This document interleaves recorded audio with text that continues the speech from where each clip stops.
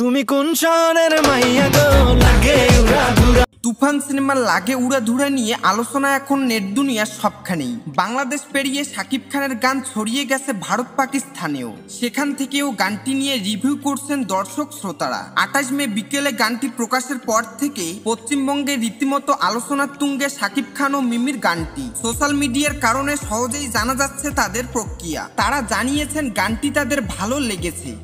আর বাংলাদেশে তো গানটি নিয়ে উন্মাদনার শেষ নেই। একজন রিভিউয়ার মনে করছেন লাগে উড়াধুরা গানটি বাংলাদেশের সবখানেই বাজবে। প্রযোজনা প্রতিষ্ঠান SVF ও চরকির ইউটিউব চ্যানেল থেকে গানটি একসঙ্গে প্রকাশ হয়েছে, যার ফলে 12 ঘন্টার আগেই দুটি ইউটিউব চ্যানেল থেকে 3 মিলিয়ন ভিউজ অতিক্রম করেছে গানটি। গানে প্রীতমের সঙ্গে কণ্ঠদান দেবশ্রী অন্তরা। গানটির কথা লিখেছেন রাসেল মাহমুদ ও শরীফ উদ্দিন এবং সুর সঙ্গীত করেছেন যৌথভাবে প্রীতম ও রাজ্জাক দেওয়ান। গানটির কথা গায়কী সুর সঙ্গীতায়োজনের সঙ্গে পর্দায় শাকিব ও মিমির প্রশংসা করেছেন দর্শকেরা। রায়হান রাফি পরিচালিত, শাকিব খান অভিনীত তুফান অ্যাকশন ধাঁচের ছবি। এতে আরো অভিনয় করছেন মাসুমা রহমান, নাবিলা, চঞ্চল চৌধুরী ও মিশা সওদাগর। ছবিতে 90 দশকের একজন গ্যাংস্টারের ভূমিকায় অভিনয় করছেন শাকিব। থাকছে আরো চমক, এমনটা বলছে রাফি।